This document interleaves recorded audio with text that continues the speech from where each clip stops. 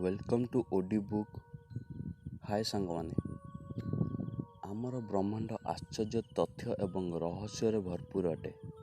ଆହୁରି ଯେତେ ଆମେ ତାକୁ ଅଧିକ ଜାଣିବାକୁ ଚେଷ୍ଟା କରନ୍ତି, ସେ ଆମକୁ ସେତେ ଚମକାଇଥାଏ। ବ୍ରହ୍ମାଣ୍ଡ ପୁରା ରହସ୍ୟ ଏବଂ ରୋମାଞ୍ଚରେ ଭରପୁର। ଆଜି ମୁଁ ଏହି ଭିଡ଼ିଓ ମାଧ୍ୟମରେ ଆପଣଙ୍କୁ ବ୍ରହ୍ମାଣ୍ଡ ବିଷୟରେ କିଛି ଅଜଣା ତଥ୍ୟ ସେୟାର କରିବାକୁ ଯାଉଛି ଏବଂ ଏହି ପ୍ରକାର ରହସ୍ୟପୂର୍ଣ୍ଣ ଓ ଶିକ୍ଷଣୀୟ ଭିଡ଼ିଓ ଦେଖିବାକୁ ଓଡି ବୁକ୍ ଚ୍ୟାନେଲଟିକୁ ସବସ୍କ୍ରାଇବ୍ କରିଦିଅନ୍ତୁ, ଯେମିତି ଆପଣ କୌଣସି ଲାଟେଷ୍ଟ ଭିଡ଼ିଓ ମିସ୍ ନା କରନ୍ତୁ। Let's begin. ନମ୍ବର 1, ବ୍ରହ୍ମାଣ୍ଡରେ କିଛି ବି ସ୍ଥାୟୀ କିମ୍ବା ସ୍ଥଗିତ ନୁହେଁ। ପ୍ରତ୍ୟେକ ବସ୍ତୁ ନିଜ ଜାଗାରୁ ଗତି କରନ୍ତି ଏବଂ ସବୁ ବସ୍ତୁ ପରିବର୍ତ୍ତନଶୀଳ ଅଟେ। ଆମ ପୃଥିବୀ ସୂର୍ଯ୍ୟର ପରିକ୍ରମା କରୁଛି, ଆମ ଚନ୍ଦ୍ର ପୃଥିବୀର ପରିକ୍ରମା କରୁଛି ଏବଂ ସୂର୍ଯ୍ୟ ସମ୍ପୂର୍ଣ୍ଣ ସୂର୍ଯ୍ୟମଣ୍ଡଳକୁ ନେଇ ଆମର ଆକାଶଗଙ୍ଗା ମନ୍ଦାକିନୀର ପରିକ୍ରମା କରୁଛି ଏବଂ ଆମ ଆକାଶଗଙ୍ଗା ମନ୍ଦାକିନୀ ନିଜ ଜାଗାରୁ ବ୍ରହ୍ମାଣ୍ଡକୁ ଗତି କରୁଛି। ମନ୍ଦାକିନୀର ଗତି 552 କିଲୋମିଟର ପ୍ରତି ସେକେଣ୍ଡ ଏବଂ ଏହି ଗତିରେ ସେ ଆମର ପଡ଼ୋଶୀ ଆକାଶଗଙ୍ଗା ଦେବଯାନୀ ସହ ଆଗାମୀ 5 ଅରବ ବର୍ଷ ପରେ ବାଡ଼େଇ ହେବ, କିନ୍ତୁ ସେ ପର୍ଯ୍ୟନ୍ତ ଆମେ ଏହି ପୃଥିବୀ ପୃଷ୍ଠରେ ନଥିବା।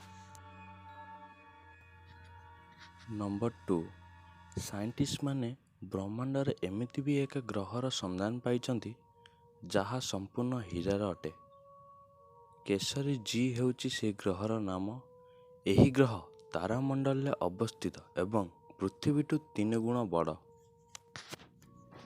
ନମ୍ବର 3, ଅନ୍ତରିକ୍ଷ ପୁରା ନିସ୍ତବ୍ଧ ଅଟେ।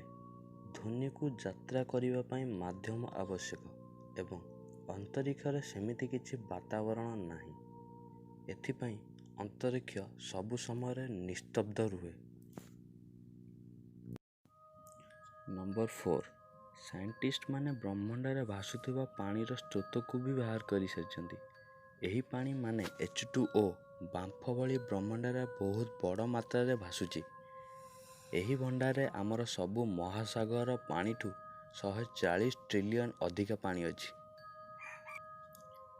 ନମ୍ବର 5, ଆମ ସୂର୍ଯ୍ୟ ଅନ୍ତରିକ୍ଷରୁ ସଫା ଦେଖାଯାଏ କାରଣ ପୃଥିବୀରେ ବାତାବରଣ ଅଛି ଏବଂ ସୂର୍ଯ୍ୟର ଆଲୋକ ପୃଥିବୀ ଦେଇ ଯେବେ ଗତି କରେ, ତା ପ୍ରଭାବରେ ଲାଲ, କେଶର ଏବଂ ହଳଦିଆ ରଙ୍ଗ ଆଦି ଦେଖାଯାଏ। କିନ୍ତୁ ଅନ୍ତରିକ୍ଷରେ କିଛି ବାତାବରଣ ନାହିଁ, ଏଥିପାଇଁ ସୂର୍ଯ୍ୟ ନିଜ ମୂଳ ରୂପରେ ପୁରା ଧଳା ଦେଖାଯାଏ। ନମ୍ବର 6, ବୃହସ୍ପତି ନିଜ ବଳୟରେ 10 ଘଣ୍ଟାରେ ଗୋଟେ ଚକ୍କର ଲଗାଇଥାଏ।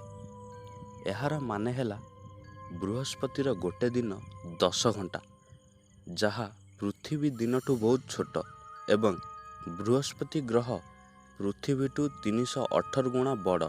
ସେଥିପାଇଁ ବୃହସ୍ପତି 50,000 କିଲୋମିଟର ପ୍ରତି ଘଣ୍ଟାର ବେଗରେ ଗତି କରୁଛି। ନମ୍ବର 7, ଅନ୍ତରିକ୍ଷ ଯାତ୍ରୀ ଯାତ୍ରା କରୁଥିବା ସମୟରେ ପାଖାପାଖି 2 ଇଞ୍ଚ ଲମ୍ବା ହୋଇଯାଆନ୍ତି, କାରଣ ଅନ୍ତରିକ୍ଷରେ ଗୁରୁତ୍ୱାକର୍ଷଣ ନଥାଏ ଏବଂ ସେହି କାରଣ ପାଇଁ ମେରୁଦଣ୍ଡର ହାଡ଼ ଟିକେ ଶକ୍ତ ହୋଇଯାଏ ଓ ସାଧାରଣ ମଣିଷର ଲମ୍ବ 1.5 ରୁ 2 ଇଞ୍ଚ ବଢ଼ିଯାଏ।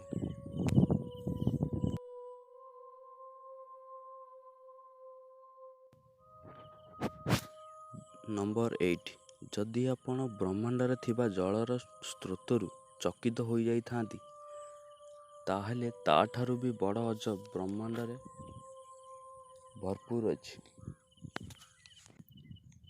ମଦର ମହାସାଗର ବି ଆମ ଆକାଶଗଙ୍ଗାର କେନ୍ଦ୍ରରୁ 350 ବର୍ଷ ଦୂରରେ ସେଜିଟେରିଜ୍ B2ର ଏହି ବିଶାଳକାୟ ବାଦଲ ପୁରା ଏଥାଇଲ୍ ଆଲକହଲରେ ବନିଛି, ଅର୍ଥାତ୍ ସେଠାରେ ଆରବ ଲିଟର ମଦର ଭଣ୍ଡାର ଭର୍ତ୍ତି ଅଛି ଏବଂ ଏହି ବ୍ରହ୍ମାଣ୍ଡର ମହାସାଗର ବ୍ରହ୍ମାଣ୍ଡରେ ହିଁ ଭାସୁଅଛି। ତ ସାଙ୍ଗମାନେ, ଯଦି ଆପଣଙ୍କୁ ଏହି ଭିଡ଼ିଓଟି ପସନ୍ଦ ଆସିଛି ତାହେଲେ ଲାଇକ୍, ସେୟାର ଆଣ୍ଡ ସବସ୍କ୍ରାଇବ୍ କରିଦେବେ ଏବଂ ବେଲ୍ ଆଇକନ୍ ପ୍ରେସ୍ କରିବାକୁ ଯେମିତି ନ ଭୁଲନ୍ତି। ଆପଣଙ୍କର ବହୁମୂଲ୍ୟ ସମୟ ଦେଇଥିବାରୁ ବହୁତ ବହୁତ ଧନ୍ୟବାଦ। ଜୟ ହିନ୍ଦ।